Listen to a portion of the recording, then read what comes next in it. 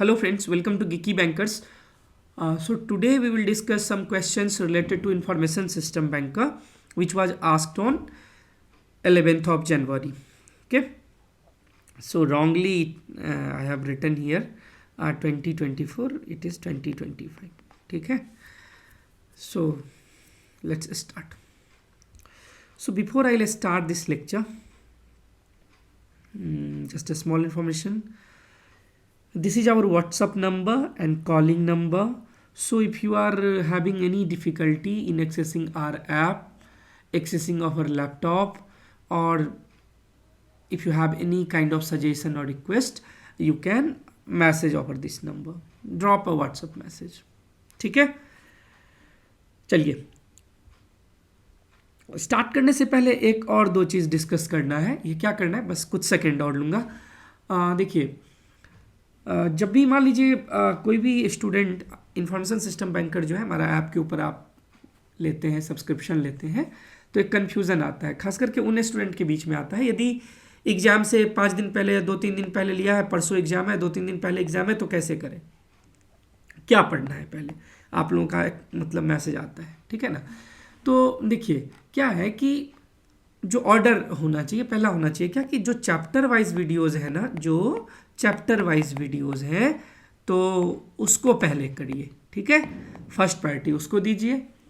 उसके बाद क्या करिए, जो हमारा रिकॉर्ड क्वेश्चंस वाला सेगमेंट है, देखिए रिकॉर्ड क्वेश्चंस वाले सेगमेंट में ना करीब 20 फाइल्स वहाँ पे है, 2 वीडियोज़ मिल जाएंगे वहाँ पे, इंक्लूडिंग आज वाला लगा के.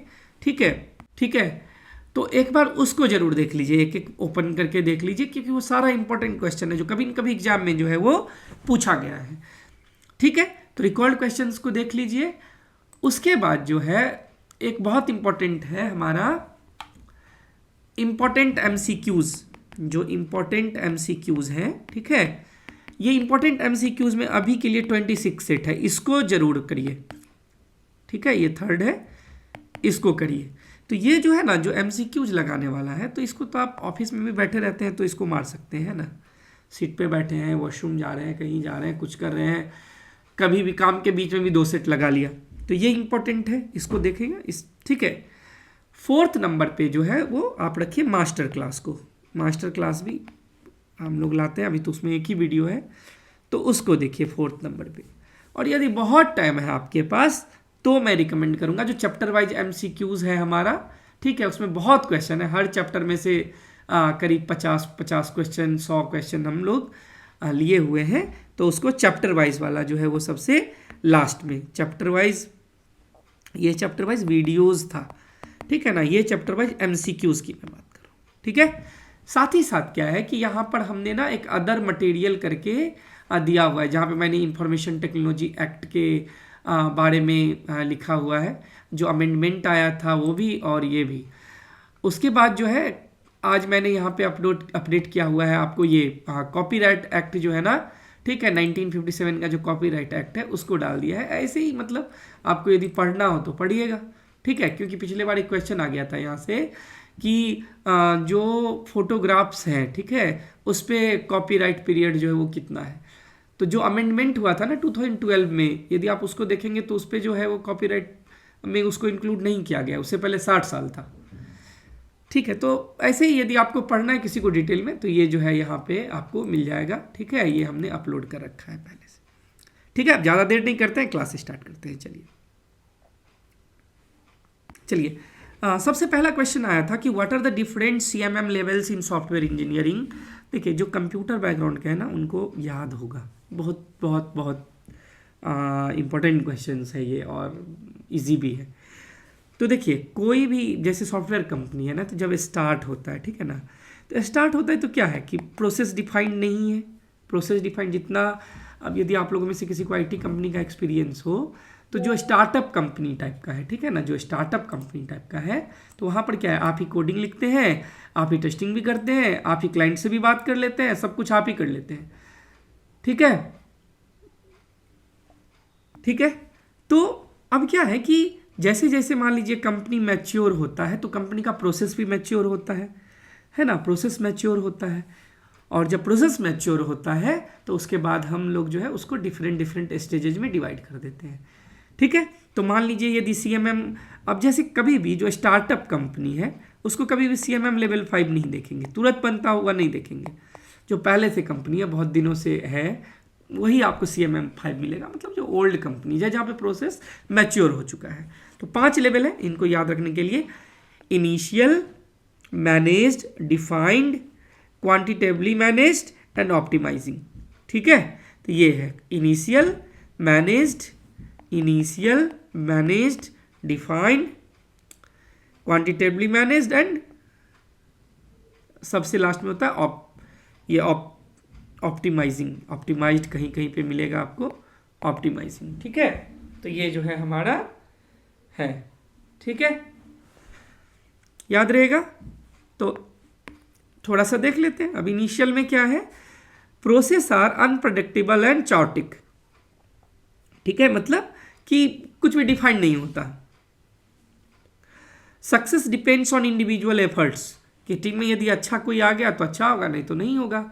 उसका मन है तो कोड के साथ कमेंट्स भी लिखेगा, उसका मन नहीं है तो नहीं लिखेगा। लेकिन यदि पॉलिसी में है, स्टैंडर्ड या गुड प्रैक्टिसेज में यदि वो है आपके, तो लिखना ही पड़ेगा, चाहे ए रहे, बी रहे, कोई भी रहे।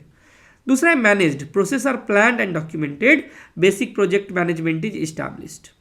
ठीक है, डिफाइंड में क्या है कि process are standardised across the organisation, सभी के लिए बराबर है।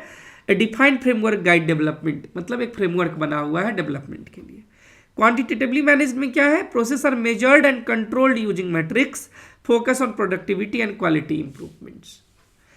और ऑप्टिमाइजिंग में क्या है, continuous process improvements is implemented and innovation and defect prevention are key priorities. आपको ये नहीं जानना है कि क्या किस में होता है, नहीं होता, ये नहीं पूछेगा।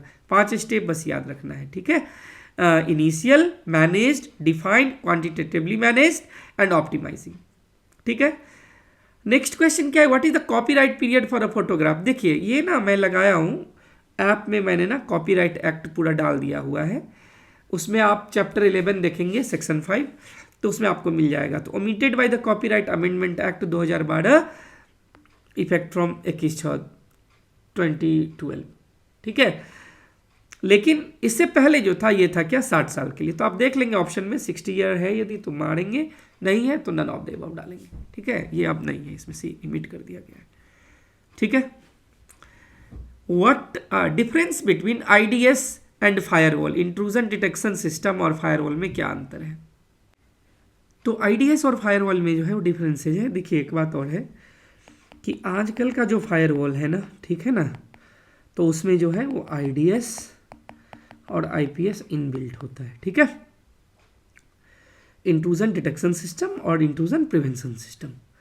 ठीक है, अब देखते हैं तो IDS और फायरवॉल में क्या है कि डिटेक्ट सस्पिशियस एक्टिविटीज और अनऑथराइज्ड एक्सेस, इसका काम है डिटेक्ट करना IDS। फायरवॉल क्या करता है, ब्लॉक्स और permit traffic based on rules. आप इसमें जो रूल्स लगाए हो उस रूल्स के बेस पे या तो वो ट्रैफिक को अलाउ करेगा या फिर ब्लॉक कर देगा। Alerts administrator but doesn't block traffic, ये इंट्रूजन को डिटेक्ट करके बता देगा लेकिन रोकेगा नहीं। ये क्या करता है, ब्लॉक कर सकता है या परमिट कर सकता है, वही एज पर रूल के हिसाब से। Monitor traffic for threats and anomalies, ठीक है, जो थ्रेट और एनोमली जो भी इसको लगेगा, ठीक है, तो उसके बेस पे ये जो है वो मॉनिटर करेगा। And protects by filtering network traffic, self explained है। Inside the network for monitoring, ये जो है IDS वो हमेशा क्या होता है कि नेटवर्क के इनसाइड में कहीं पे लगा हुआ है। ठीक है, और ये क्या है कि at the network perimeter, generally क्या कि यदि ये नेटवर्क है ना तो यहाँ पे लगा रहेगा कि जब भी ट्रैफिक आए तो इससे होके जाए, जब भी बाहर जाए तो इससे होके जाए। ये होता है रिएक्टिव, अलर्ट्स ऑन डिटेक्शन, जब मान लीजिए उसको कुछ डिटेक्ट होगा तो ये अलर्ट आपको भेजेगा। ये प्रोएक्टिव होता है, प्रिवेंट अनऑथराइज्ड ट्रैफिक, ये आने ही नहीं देगा। डिटेक्ट तो तब होगा ना जब इसके अंदर मान लीजिए इस पेरीमीटर के अंदर कुछ आ गया तो ये डिटेक्ट करेगा, लेकिन ये तो बाहर में है तो ये यहीं से इसको भगा देगा। ठीक है, तो IDS और फायरवॉल में ये अंतर है।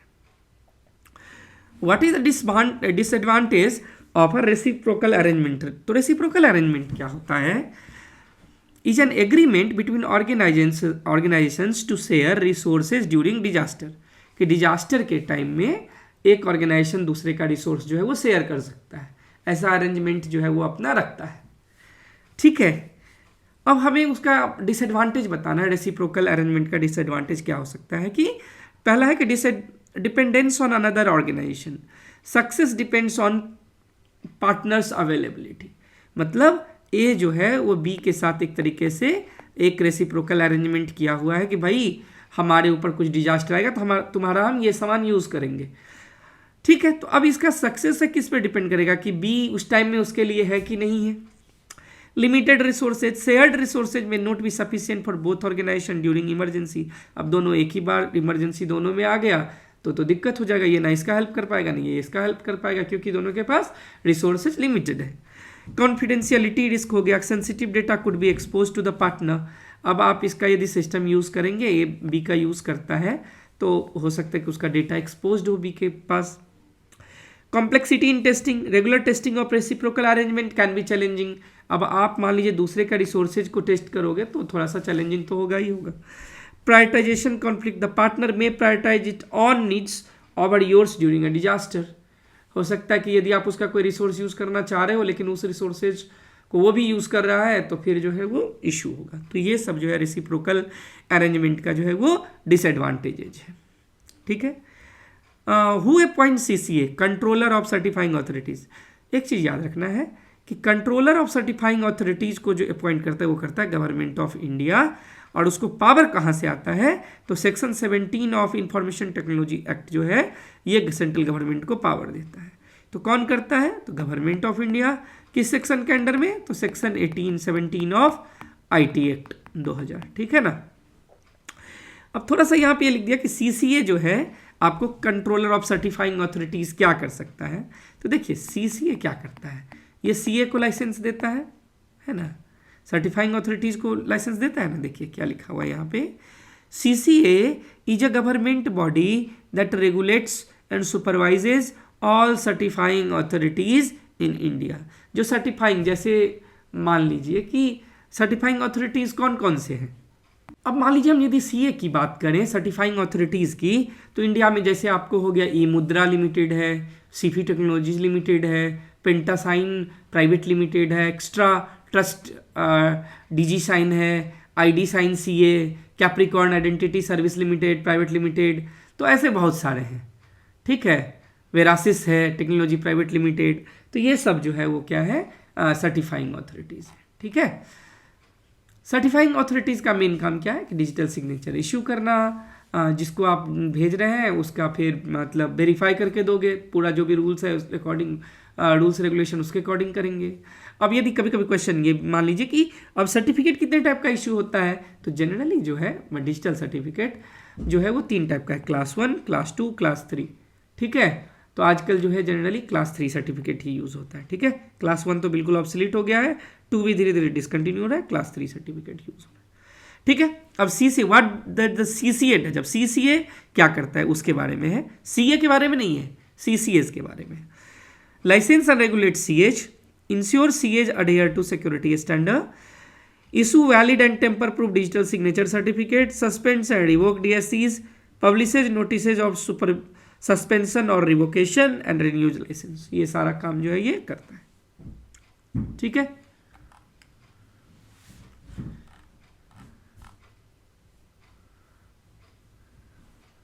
चलिए आगे बढ़ते हैं। Router plus bridge is called, तो राउटर प्लस ब्रिज को बोलते हैं बी राउटर भी बोलते हैं। क्या है कि router that function as a bridge is called bridge router और a B router. It can route packets from non protocols and forward other packets as a bridge.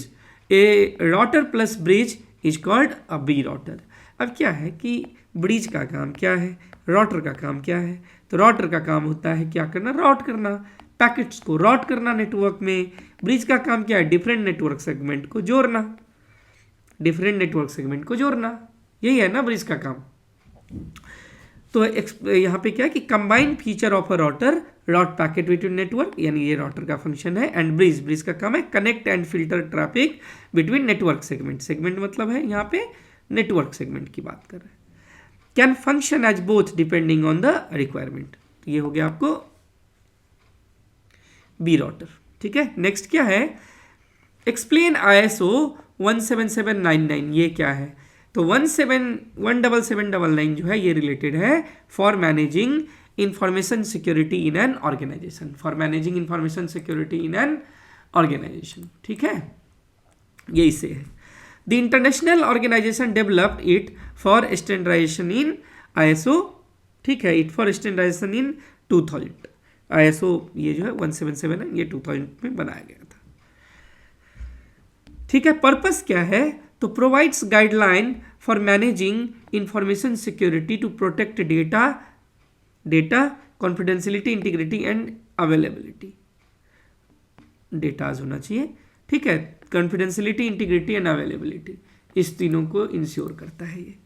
Main focus area क्या है कि security policies, asset management, access control, physical environmental security, incident management, तो ये सब इसमें है। लेकिन ISO 17799 जो ये रिप्लेस हो गया था किससे, ये जो हम बोलते हैं ISO IC 27002 से, क्योंकि ये भी इसी से रिलेटेड है, इसका अपग्रेडेड वर्जन है। तो आपको बस इतना ही याद रखना है कि ISO 17799 किससे रिलेटेड है, तो ये रिलेटेड है इंफॉर्मेशन सिक्योरिटी से रिलेटेड, ठीक है, याद रहेगा। अब क्या कि what is ISO, international organisation for standardisation jobs जो है वो उसका क्या है। देखिए इसका ISO का जॉब क्या है, पहले कि ISO jobs are roles related to maintaining and implementing ISO standards in an organisation. ISO का काम है कि ऑर्गेनाइजेशन में ISO स्टैंडर्ड्स को, मान लीजिए है ना, हम लोग कम से कम इतना तो जानना चाहते हैं ना किसी कंपनी के बारे में कि अरे एटलीस्ट ISO सर्टिफाइड है कि नहीं है। तो ISO सर्टिफाइड यदि कोई कंपनी है, उसको सर्टिफिकेशन मिल गया, तो फिर ISO जाके ऑडिट कर सकता है कि भाई ये सर्टिफिकेशन ले लिया, अब हमारे अनुसार ये है कि नहीं है, ठीक है। तो की रिस्पॉन्सिबिलिटी क्या क्या है, compliance management, ensure processes meet ISO standards, example ISO 9001 for quality management, ISO 27001 for information security. तो सबसे पहले कंप्लायंस चेक करता है ISO, डॉक्यूमेंटेशन देखेगा, maintain records and policies required for audit and certifications कि भाई आपने क्या क्या किया है। ऑडिटिंग, कंडक्ट इंटरनल और external audits for certification purposes. Training, educate employees on adhering to ISO standards. Continuous improvement, तो recommend and implement improvements to align with ISO guidelines, उसको लगेगा कि कुछ इंप्रूव करना चाहिए तो वो आपको इंप्रूवमेंट के बारे में बताएगा। तो ये सारा जो है की रिस्पॉन्सिबिलिटी है ISO का। नेक्स्ट क्या है, important feature of e money. E money का जो है इंपॉर्टेंट फीचर क्या क्या है, तो e money in simple word यदि हम देखें तो क्या है, is the digital version of regular money that you can use to make payments. It is stored on devices like your phone or computer and can be used for things like shopping online, paying bills और sending money to others। तो ये सारा काम आप ई money के द्वारा कर सकते हैं। की फीचर ऑफ ई मनी क्या क्या है, तो डिजिटल फॉर्म है, e money is a digital version of regular currency. Value storage, you can store it and use it later just like regular money, आप मान ली वॉलेट में रख लीजिए, करिए। Payment acceptance, many business and people accept e-money as a payment. Easy to use, you can send or spend e-money from anywhere anytime. Advanced security methods protect your data and transactions, मतलब e-money secure भी है, जितना अच्छा security measures जिस भी platform पे आपने ई-मनी को रखा हुआ है उस प्लेटफॉर्म का जितना अच्छा सिक्योरिटी फीचर्स रहेगा उतना सिक्योर रहेगा आपका ई-मनी। टाइप ऑफ ई-मनी क्या क्या है, जैसे क्रिप्टो करेंसी, बिटकॉइन और इथेरियम हो गया। सेंट्रल बैंक डिजिटल करेंसीज, बहुत सारा सेंट्रल बैंक भी धीरे धीरे डिजिटल करेंसीज अपना ला रहा है। वर्चुअल करेंसीज हो गया, तो used in specific online platform, ठीक है। स्टोर वैल्यू कार्ड्स हो गया, तो prepaid card like gift card और ये सब, तो ये सब भी जो है ई मनी का ही जो है वो एक एग्जाम्पल है। तो ये टाइप्स ऑफ ई मनी है। नेक्स्ट हमारा क्वेश्चन है RBI infinite works on which network, इसको हम लोग अभी देखते हैं, ठीक है। तो एक क्वेश्चन आया था ये कि आरबीआई इन्फिनिट जो है वो किस नेटवर्क पे काम करता है। देखिए सबसे पहले इन्फिनिट क्या है, तो ये क्लोज्ड यूजर ग्रुप नेटवर्क है, ठीक है ना। इन्फिनिट का मेंबरशिप लिया जाता है, मान लीजिए जिस भी बैंक का हर ब्रांच का मान लीजिए अलग अलग यदि IFSC है ना, तो समझ लीजिए वो इन्फिनिट का जो है वो मेंबर है। सिंपल, मतलब ऐसा कोई रूल नहीं है, मैं समझाने के लिए बस बोल रहा हूँ। जनरली ये नेटवर्क का यूज जो होता है वो RTGS, नेफ्ट, इक्यूबेर जो है ना, वो आरबीआई का अपना एक पोर्टल है जहाँ पे CRR, SLR और भी आरबीआई को जो रिटर्न जाता है ना जितना भी बैंक के द्वारा, वो सब इसी पोर्टल के थ्रू होता है। ठीक है, तो इन्फिनेट क्या है? CUG नेटवर्क है, क्लोज्ड यूजर ग्रुप नेटवर्क है, which means member bank and financial institution only use it. It is the communication backbone for the national payment system, which include application like RTGS, NEFT and eKuber. The Reserve Bank of India, Indian Financial Network uses a combination of terrestrial leased line and VSAT. तो terrestrial leased line और VSAT का combination यहाँ पे होता है। It also uses MPLS, multi protocol level switching to increase the speed of the network traffic। ये ना मैं लिया था आपको स्लाइड शेयर से लिया था। ठीक है, ये वाला फोटो जो आप देख रहे हैं स्लाइड शेयर में मैं इसे देख रहा था, तो मुझे लगा उसमें था एक, तो मैं वहीं से लिया था इसको। तो है क्या कि ये जो है IDRBT हब है। ठीक है, अब मान लीजिए जहाँ से भी रिक्वेस्ट जाता है ना, तो ये मान लीजिए ये तो VSAT लगाया हुआ है, तो पहले इस सैटेलाइट के पास जाएगा, फिर यहाँ से यहाँ आता है। इसके केस में भी क्या है, पहले यहाँ जाता है, यहाँ जा रहा है, यहाँ से यहाँ आ रहा है। और ये जो है इसका नेटवर्क का ये दिया हुआ था। ठीक है, इस पे मत जाइए क्या लिखा है, ये देखिए कैसे कैसे नेटवर्क है इसका। अब है क्या, हमारा आंसर क्या होगा कि infinite works on TCP/IP network. ये जो है वो TCP/IP नेटवर्क पे काम करता है और अपना वो इंटरनली क्या यूज़ कर रहा है, तो वो यूज़ कर रहा है VSAT, terrestrial network, terrestrial leased line, और आजकल MPLS भी यूज़ करता है। वो 3 टाइप का ये यूज़ करता है, VSAT, ये और टेरेस्टेरियल लीज्ड लाइन। ठीक है, infinite. What is GASSP? GASSP जो है वो क्या है, देखिए GASSP क्या है, generally accepted system security principle. It refers to a framework of principle and guidelines designed to establish best practices for managing and maintaining information system security। GASSP है generally accepted system security principle. तो ये क्या है कि framework है किस चीज़ के लिए, तो इंफॉर्मेशन सिस्टम सिक्योरिटी को इंश्योर करने के लिए ये जो है वो फ्रेमवर्क है कि बेस्ट प्रैक्टिसेस क्या है, आप कैसे जो है वो इंश्योर करेंगे कि आपका सिस्टम जो है सिक्योर है। तो ये क्या है, refers to a framework of principle and guidelines design to establish best practices for managing and maintaining information system security. ठीक है, तो developed with the goal of providing a universal approach, GASSP helps organizations secure their information system effectively while aligning with their business objective। तो ये आपको information security को achieve करने में help करता है, साथ ही साथ जो भी आपका बिजनेस गोल है उसके अलाइन करते हुए। ठीक है, कि आपका बिजनेस गोल भी पूरा होता रहे और साथ ही साथ आपका सिस्टम भी है वो भी जो है वो सिक्योर रहे। ठीक है, तो उसके लिए ये जो है हमारा GASSP यूज होता है।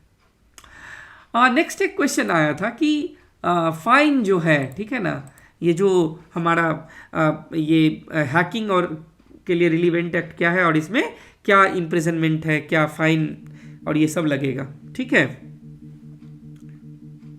तो हमारा जो है सेक्शन 66 है। ठीक है, सेक्शन 66 में क्या है कि पनिशमेंट फॉर हैकिंग इंक्लूड्स, तो यहाँ पे क्या है कि फाइन लगेगा आपको 5 लाख तक और इम्प्रिजनमेंट हो सकता है आपका 3 इयर्स तक सेक्शन 66 में। सेक्शन 66 का जो F है साइबर टेररिज्म से रिलेटेड, तो यहाँ पर क्या इम्प्रिजनमेंट क्या होगा कि लाइफ इम्प्रिजनमेंट होगा इफ हैकिंग इंडेंजर्स नेशनल सिक्योरिटी। यदि हैकिंग के कारण नेशनल सिक्योरिटी इंडेंजर में होगा, ठीक है, यदि नेशनल सिक्योरिटी पे कोई खतरा होगा तो इन दैट केस तो यहाँ पे इम्प्रिजनमेंट हो जाएगा, लाइफ इम्प्रिजनमेंट हो जाएगा। ठीक है, तो इसको याद रखना है। नेक्स्ट क्या है, व्हाट इज एटन्यूएशन। देखिए एटन्यूएशन क्या है कि मान लीजिए कि A से ना B को कोई सिग्नल भेजा जा रहा है, मान लीजिए डेटा ट्रांसफर हो रहा है। अब क्या है कि जैसे जैसे ये आगे बढ़ रहा है ना तो सिग्नल कमज़ोर होता चला जाएगा, सिग्नल स्ट्रेंथ जो है वो वीक होता जाएगा, और ये जो सिग्नल स्ट्रेंथ में जो वीकनेस आ रहा है, ये लॉस जो हो रहा है, तो इसी को हम लोग बोलते हैं एटन्यूएशन। ये नेटवर्किंग में वर्ड है। ठीक है, सिग्नल स्ट्रेंथ में जो लॉस हो रहा है दिस इज कॉल्ड एटन्यूएशन। ठीक है, तो attenuation is a term in communication that refers to loss in signal strength when a signal is transmitted from sender to the receiver. This loss happens due to a variety of factors. Attenuation can happen in both analog or digital signal. It is measured using decibels. ठीक है, ठीक है. Loss in signal strength is called attenuation. Details happens due to distance, interference and medium quality. आपका जो transmission medium है, ठीक है, जितना अच्छा मीडियम रहेगा उतना अच्छा कम्युनिकेशन होगा. अब यदि इंटरफेयर बीच में कुछ हो रहा है तो उसके कारण भी वीक हो जाएगा. बहुत ज़्यादा डिस्टेंस है उसके कारण भी वीक होगा. Reduces data quality and speed in network. Data quality भी घटेगा और इसका स्पीड भी घटेगा. सॉल्यूशन क्या है? तो यूज रिपीटर, एम्पलीफायर्स और better quality cables to minimise attenuation. ठीक है. What are the different compiler feature. Compiler का जो है वो फीचर्स क्या है? देखिए ऐसे क्या है कि मान लीजिए आप लोगों में से कोई प्रोग्रामिंग लिखे होंगे. मान लीजिए मैं सिंपल प्रिंट एफ लिखता हूँ. ठीक है, प्रिंट एफ में लिख दिया क्या, हेलो हेलो. ठीक है ना, लिख दिया. अब क्या ये तो इंग्लिश में नहीं लग रहा, इंग्लिश लैंग्वेज है. अब इसको ऐसे लैंग्वेज में चेंज करना पड़ेगा ना जो सिस्टम समझे. तो ये काम कौन करता है? सिस्टम को समझाने वाला काम तो वो करता है कंपाइलर. तो compiler is a program that convert source code into machine code. ठीक है. की फीचर क्या क्या होता है कंपाइलर का? तो सिंटैक्स चेकिंग करता है, optimising, code translation, portability, error reporting, cross compilation, debugging support. सारा काम जो है ये आजकल मॉडर्न कंपाइलर तो बहुत सारा फैसिलिटीज देता है. ठीक है. सबसे पहला हमारा क्या है कि सिंटैक्स चेकिंग. सिंटैक्स चेकिंग में क्या है कि detects and report errors in the source code. अब यदि सिंटैक्स में कुछ एरर है तो नहीं दे देता है. अब सेमीकोलन नहीं लगाया तो दे देगा कुछ कि भाई आपने नहीं लगाया है. Optimising improves the performance of the output code. Code translation तो हाई लेवल को मशीन रीडेबल कोड में चेंज करता है. पोर्टेबिलिटी तो अब एक ही कोड को आप डिफरेंट प्लेटफॉर्म पे जो है वो उसको करिए, .exe फाइल बना लीजिए और उसको कहीं भी चलाइए. Error reporting identifies and providing information about programming errors. Programming में यदि एरर है तो बताएगा. क्रॉस कंपाइलेशन क्या है? तो generates code for a platform different from the one on which the compiler is running. ठीक है. तो आप एक प्लेटफॉर्म पे कंपाइलर का यूज करके जो मशीन कोड जनरेट करते हैं तो वो दूसरा प्लेटफॉर्म पे भी चलेगा जो जो सपोर्टेड होगा. तो क्रॉस कंपाइलेशन करता है ये. डिबगिंग सपोर्ट तो help identify run time issues. तो ये सब कंपाइलेशन काम है. ऐसे आप बोलोगे तो कंपाइलर का एक सबसे मेन काम होता है कि सोर्स कोड को मशीन कोड में चेंज करना. ठीक है. What is critical system. Critical system क्या है? देखिए, a critical system is a system that is essential for the functioning of an organisation or process. Failure can result in serious consequences such as financial loss, safety risk और disruption of operations. जैसे banking system for real time transactions. अब वहाँ पे यदि थोड़ा सा भी down रहता है, यूपीआई फेल होने लग गया तो एनपीसीआई पेनल्टी लगाता है आजकल. जैसे मान लीजिए कोई ट्रांजेक्शन फेल होता है तो दो कारण से फेल होता है. एक हो गया टेक्निकल डिक्लाइन, एक हो गया बिजनेस डिक्लाइन. अब टेक्निकल डिक्लाइन में आपका सिस्टम रेस्पॉन्स नहीं कर रहा है, आपका सिस्टम अनअवेलेबल है तो टीडी. अब एनपीसीआई का सर्कुलर बोलता है कि 1% से कम टीडी होना चाहिए और बिजनेस डिक्लाइन 5% से कम होना चाहिए. अब इससे ऊपर जाएगा तो आप पे पेनल्टी लगाएगा. ठीक है. तो इसीलिए वहाँ पे रियल टाइम ट्रांजेक्शन जहाँ है तो यहाँ पर यदि सिस्टम डाउन रहेगा तो बैंक को फिनेंशियल लॉस होगा ना, फिनेंशियल लॉस होगा, रेपुटेशनल लॉस होगा. तो यहाँ पर ये सब क्रिटिकल सिस्टम हुआ. Health care system for patient management. Air traffic control system, एक सेकंड के लिए भी इधर उधर हुआ तो बहुत दिक्कत हो जाएगा. ठीक है. तो these are critical system. Different database and their characteristic. Different database क्या है, उनका कैरेक्टरिस्टिक क्या है. देखिए, एक तो हो गया रिलेशनल डेटाबेस जैसे MySQL, Oracle, SQL सर्वर हो गया. तो स्टोर डेटा इन टेबल. ठीक है, रोज कॉलम फॉर्म में करता है. Support SQL for querying. Maintains relationship between table using key, primary key, foreign key, unique key, सारा की आप लोग लगाते हैं. ठीक है. NoSQL में क्या है, MongoDB और कैसेंड्रा, ये जो है NoSQL है. स्टोर अनस्ट्रक्चर्ड और सेमी स्ट्रक्चर्ड डेटा. अब मैं बता रहा हूँ क्या होता है. मान लीजिए कि रिलेशनल टेबल में एक टेबल है. ठीक है. उस टेबल में दो फील्ड है, एक है नेम, एक है एज. तो नेम ए एज 12 मान लीजिए है। अब क्या है कि यदि अब मान लीजिए इसी को नो एसक्यूएल में करोगे ना, तो यदि एज नहीं, अब मान लीजिए यहाँ पे यदि एज पता नहीं रहता, एज पता नहीं भी रहता, एज पता नहीं रहता तो आप नहीं इस रो को फिल कर सकते थे। दोनों वैल्यू जब होगा तभी यहाँ पे वैल्यू जाएगा। नो एसक्यूएल में ऐसा नहीं है। अब यदि हम नो एसक्यूएल में पढ़ेंगे ना, तो ये एक तो जेसन फॉर्मेट में रहेगा, कुछ ऐसा रहेगा, नेम कोलन ए ब्रैसेस में दे देगा, ये डबल ब्रैसेस में ये भी रहेगा, और एज में मान लीजिए एज कुछ है ही नहीं तो कोलन ब्लैंक रहेगा, कुछ नहीं रहेगा। ठीक है,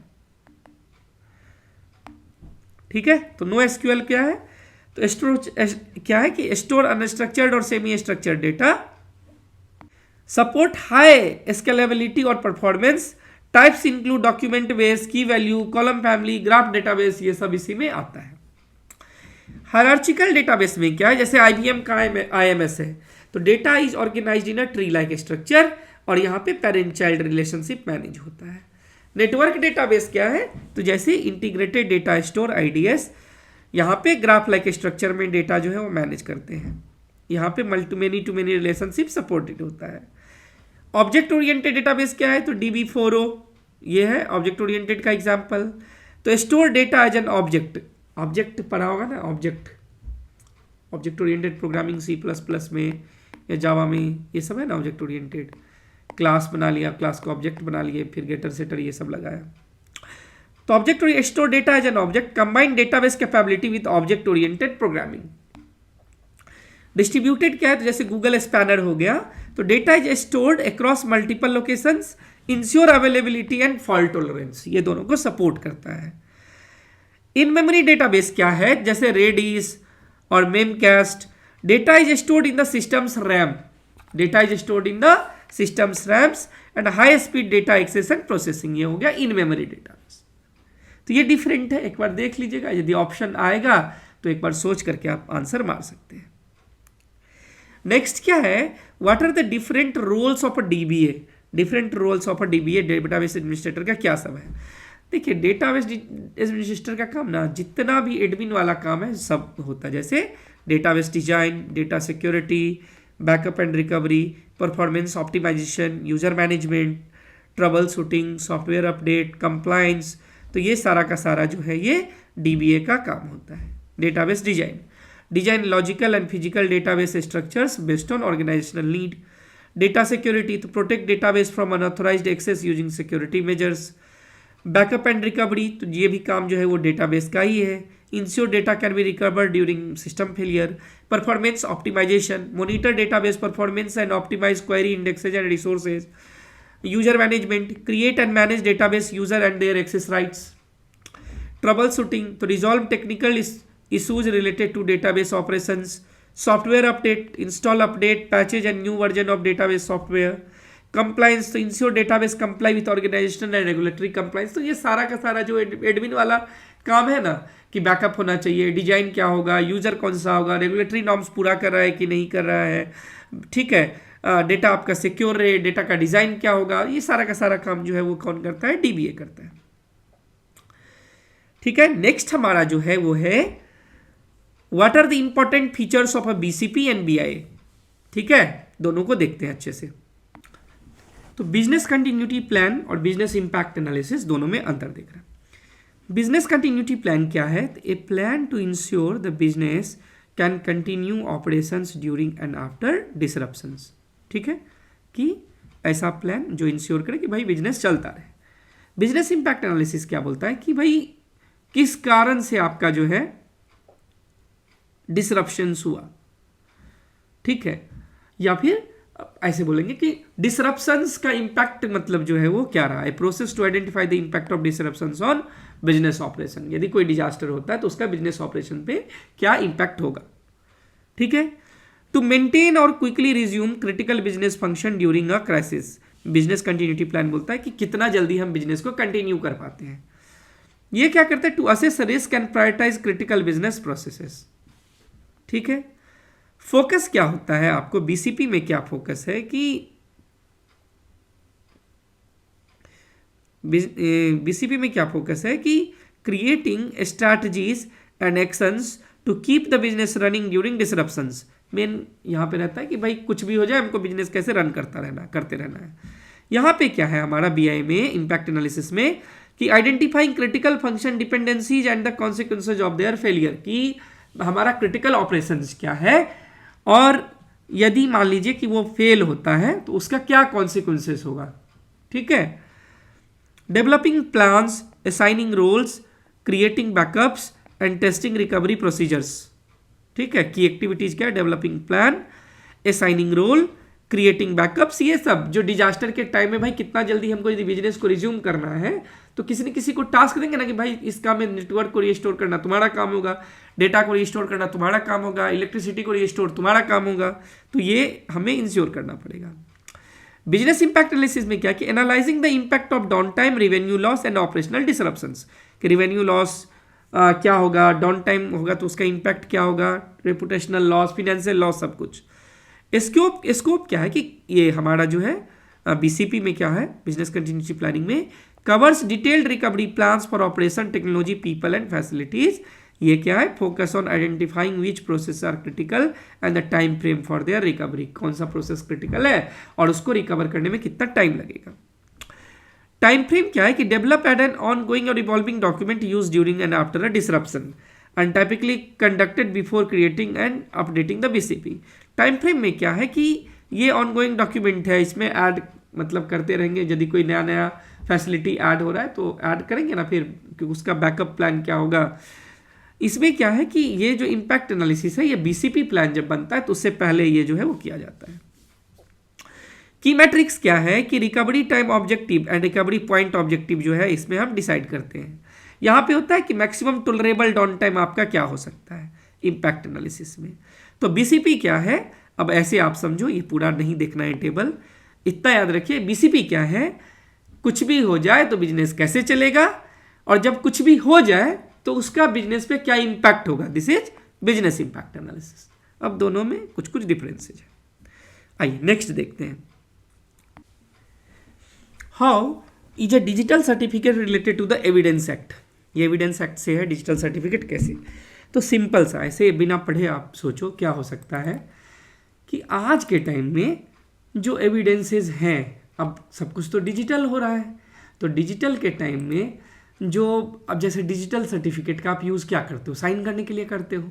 तो अब डिजिटल सर्टिफिकेट से जब हम साइन करते हैं, जैसे नॉन रेपुडिएशन हम लोग बोलते हैं ना कि आप अपने एक्शन को डिनाई नहीं कर सकते, तो डिजिटल सर्टिफिकेट का बहुत इंपॉर्टेंट रोल है कि भाई कौन डिजिटली साइन किया है। ठीक है, तो एज एन एविडेंस उसको हम यूज़ कर सकते हैं। तो अब एक बार हम लोग देख लेते हैं कि यहाँ पे क्या लिखा हुआ है। A certificate issued by a certifying authority to verify the authenticity of a person or organization in online communication। ठीक है, सर्टिफिकेट इशू किया जाता है, ठीक है, एक ऑर्गेनाइजेशन को उसको आइडेंटिफाई करके ही करते हैं ना, फिर वो जो साइन करेगा तो एक्चुअली वो ऑथेंटिक होगा। रेफरेंस टू एविडेंस एक्ट में क्या है, as per section 65B of Indian evidence act a digital certificate ensures the integrity and authenticity of a electronic records. वही कि डिजिटली यदि साइन हुआ है, ठीक है, तो जो डिजिटल सर्टिफिकेट का होल्डर है ही इज सोली रिस्पॉन्सिबल। ठीक है, use in legal cases, provide proof of identity in electronic transaction and ensure the credibility of digital signature used in contracts और कम्युनिकेशन। तो ये एविडेंस एक्ट में ऐसे ही रिलेटेड है। What are the private key and public key in cryptography. देखिए private public key क्या है, तो private key same key is use to encrypt and decrypt, ठीक है, एंड वन की इनक्रिप्ट्स एंड अदर की डिक्रिप्ट्स। देखिए हमें ना इतना सारा कुछ नहीं देखना है, इसको देखना ही नहीं है, ठीक है, ठीक है, नहीं देखना है। सिंपली हमें याद रखना है क्या कि पब्लिक की जो होता है, ठीक है ना, पब्लिक की से हम लोग इनक्रिप्ट करते हैं, एनक्रिप्ट करते हैं, और प्राइवेट की से क्या करते हैं, डिक्रिप्ट करते हैं, डेटा को डिक्रिप्ट करते हैं। ठीक है, बस इतना ही, पब्लिक की से एनक्रिप्ट करते हैं, प्राइवेट की से डिक्रिप्ट करते हैं। ठीक है, याद रहेगा, बस इतना ही याद रखना है। ठीक है, इसको टेबल को नहीं देखना है। आगे बढ़िए।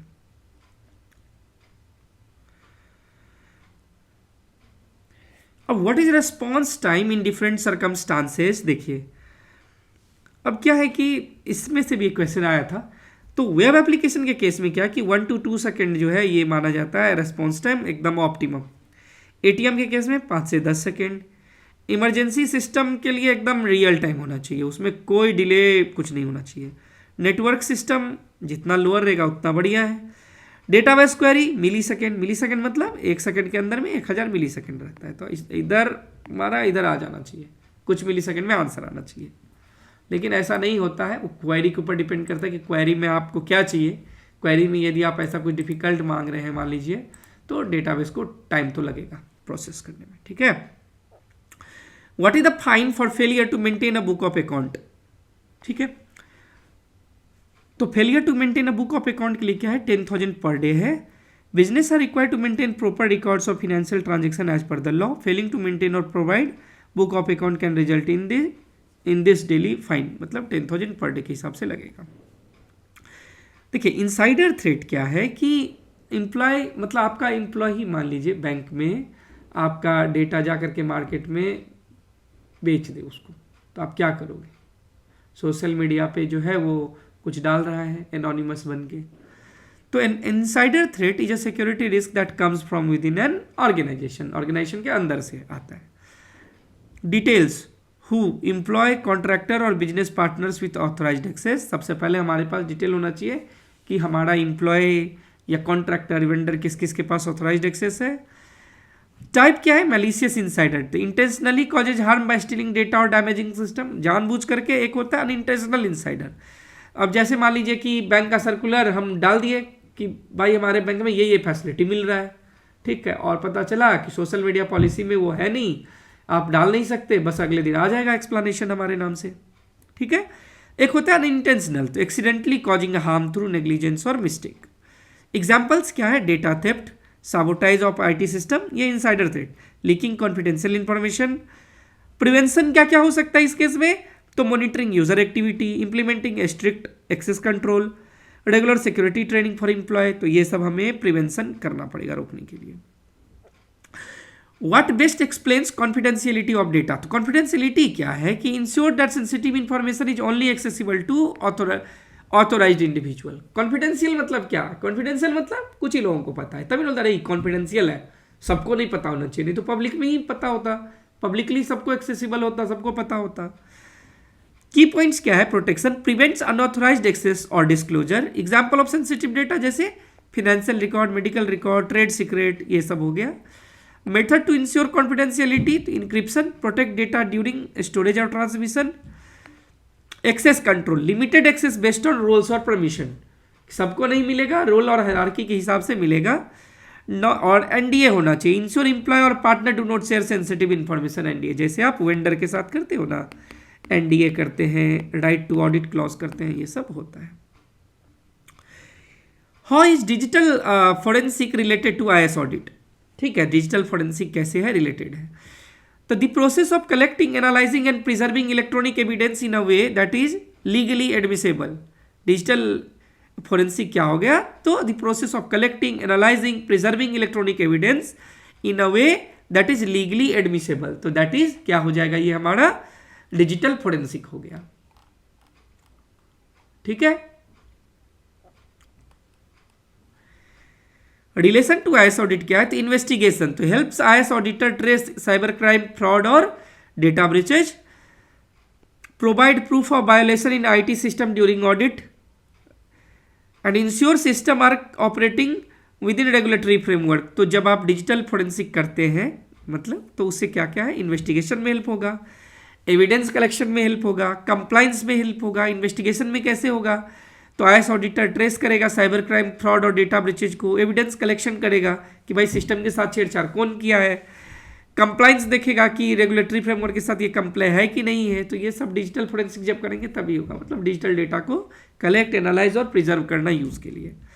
की activities in digital forensic of IS audit क्या क्या है, तो data recovery from devices, analysing logs for unusual activity, analysing log data जो है, एंड ट्रैकिंग अनऑथराइज्ड एक्सेस और चेंजेज, लीगल अलाइनमेंट क्या है? तो findings from digital forensics are used to strengthen IAS audit reports and support legal actions. कि एक बार IAS audit का जो फाइंडिंग्स होगा डिजिटल फोरेंसिक के बेस पे, ठीक है, तो लीगल एक्शन के लिए वो यूज होगा।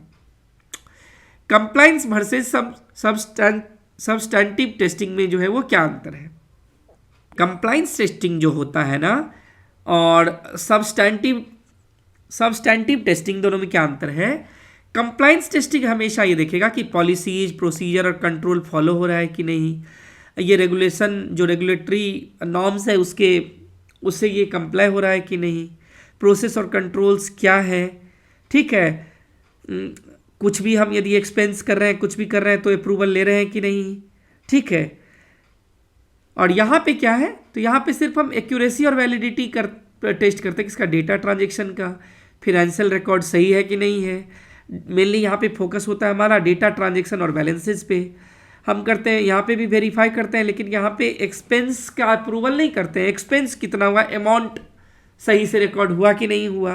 तो सब्सटैंटिव टेस्टिंग जो है मेनली ये स्पेसिफिक डेटा के बारे में बता रहा है। कंप्लायंस टेस्टिंग हुआ जो आपका पॉलिसी, प्रोसीजर, रेगुलेटरी नॉर्म्स है वो फॉलो हो रहा है कि नहीं, उसको टेस्ट करते हैं। दोनों में यही डिफरेंसेज है। What is stress testing? Stress testing जो है वो क्या है? Stress testing evaluates the stability and performance of a system under extreme condition. ठीक है, कि एक्सट्रीम कंडीशन में आपका सिस्टम जो है वो कैसे बिहेव करता है।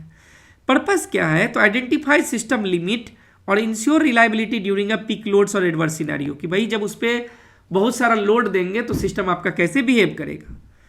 Testing a website during a surge of visitor, number of visitor बढ़ा करके आजकल तो ऑनलाइन बहुत सारा टूल है, आप देख सकते हैं कि साइमल्टेनियस यदि 1 लाख विजिटर है तो आपका वेबसाइट कैसे बिहेव कर रहा है। Simulating a financial system's response to economic crisis, ठीक है, कि आपका फिनेंशियल सिस्टम इकोनॉमिक क्राइसिस में कैसे बिहेव करेगा। तो ये सब स्ट्रेस टेस्टिंग है। ऐसा नंबर ऑफ विजिटर ही, डेटा का भी टेस्टिंग करेंगे। टाइप ऑफ स्ट्रेस टेस्टिंग में लोड टेस्टिंग और स्पाइक टेस्टिंग। लोड टेस्टिंग क्या है? Evaluates how the system handles heavy traffic और ट्रांजेक्शन। और स्पाइक टेस्टिंग में क्या होता है कि टेस्ट सडन और एक्सट्रीम इंक्रीज इन वर्कलोड, एकाएक कुछ वर्कलोड बढ़ गया तो क्या होगा। बेनिफिट क्या है? तो ये वीकनेस डिटेक्ट कर लेगा, बॉटलनेक डिटेक्ट, आपको पता चल जाएगा कि आपके सिस्टम में क्या है, तो समय रहते आप उसको दूर कर लोगे। तो ensure system meet performance and scalability requirement and improves disaster recovery plans, इसमें ये हेल्प होता है। नेक्स्ट हमारा क्या है? What is audit charter. तो ऑडिट चार्टर क्या है ना, ऐसे बोले तो एक फॉर्मल डॉक्यूमेंट होता है जो ऑडिट करने से पहले फाइनलाइज किया जाता है, ठीक है, सीनियर पर्सन के द्वारा, जिसमें आउटलाइन होता है purpose, authority, responsibility of internal audit function. की फीचर इसका क्या है? तो यहाँ पर क्या क्या ऑडिट चार्टर में क्या क्या होता है? पर्पस ऑडिट का होता है, ऑथोरिटी, रिस्पॉन्सिबिलिटी, अलाइनमेंट, अप्रूवल, ये सब रहता है। पर्पस रहता है कि भाई गोल और ऑब्जेक्टिव क्या है इंटरनल ऑडिट का। अब ऑडिटर को क्या क्या पावर आप दे रहे हो, स्कोप और लिमिटेशन क्या है ऑडिट एक्टिविटीज का। Alignment, ensure audit are aligned with organisational goal and compliance requirement. अब बैंक के केस में क्या है कि बैंक में क्या देखेगा कि भाई कंटिन्यूअस ऑपरेशन होता रहे, सिस्टम सही है, सारे रेगुलेटरी नॉर्म्स जो है वो फॉलो हो रहे हैं। तो अलाइनमेंट देखेंगे कि हमारा जो सिक्योरिटी इनिशिएटिव है, ठीक है, वो हमारा ऑर्गेनाइजेशनल या बिजनेस गोल जो है उससे अलाइन रहे। Approval, typically approved by senior management और द बोर्ड ऑफ डायरेक्टर। तो ऑडिट चार्टर मतलब समझ लीजिए ऑडिट का बाइबल है, क्यों करा रहे हैं, क्या क्या उसमें कवर होगा, हर चीज उसमें डिटेल रहता है। Now what is DMZ. DMZ क्या है? देखिए जैसे आपका ये है ना, इसके आगे में मान लीजिए जैसे फायरवॉल है, तो ये जो पीछे का जो नेटवर्क है ये डीएमजेड हो गया, डीमिलिटराइज्ड जोन हो गया। सिंपली मैं समझा रहा हूं, अब आप एक बार पढ़ लीजिए क्या लिखा हुआ है। A demilitarized zone is a network segment that protects an organization's internal network from outside attack. और सबनेट एक subnetwork sits between an organisation internal and external network. Internal और एक्सटर्नल नेटवर्क के बीच में एक सबनेट है। How does DMZ work? DMZ जो है कैसे वर्क कर रहा है? Allow an organisation to access external network like the internet while keeping its internal network secure. The DMZ hosts public-facing services like web server, email server, and FTP server. DMZ is protected by a firewall which separates the public facing server from the internal network. ठीक है. The DMZ enforces the organizational internal network policy for external information exchanges. Simple क्या है ना, आपका internal network को जो है वो बाहर से सुरक्षित रखना. अब यहाँ पे आप जितना सिक्योरिटी लगाना चाहो इस पेरीमीटर पे लगा लो. तो ये जो है पीछे का ये हो जाएगा DMZ, डीमिलिटराइज जोन हो जाएगा. ठीक है. Now important feature of a smart card. देखिए important feature of a smart card में क्या है, सिंपल, इतना पढ़ने का जरूरत नहीं है. स्मार्ट कार्ड में क्या क्या है ना, माइक्रो प्रोसेसर होता है, has a chip to process add delete edit data. Secure भी होता है, ठीक है ना. उसमें जो है स्ट्रॉन्ग इंक्रिप्शन मैकेनिज्म होता है. 2 फैक्टर ऑथेंटिकेशन होता है. कार्ड और पिन के बिना दोनों चीज़ आपके पास रहना चाहिए तभी होगा. और कॉन्टैक्टलेस भी होता है, तो ऐसा नहीं है स्कीमिंग या सीमिंग कुछ हो. ठीक है. तो यही जो है हमारा स्मार्ट कार्ड का फीचर्स है. ठीक है. तो आज का क्लास हम लोग यही कंप्लीट करते हैं. एक बार एग्जाम से पहले इसको जो है वो देख लीजिए. ठीक है. ये हमारा नंबर है, कुछ भी हो तो आप यहाँ पे हमें बताइए, कुछ भी आपका सजेशन रिक्वेस्ट है. ठीक है. तो थैंक्स फॉर वॉचिंग, और if you have not subscribed our channel yet then please subscribe. ठीक है. चलिए, थैंक यू.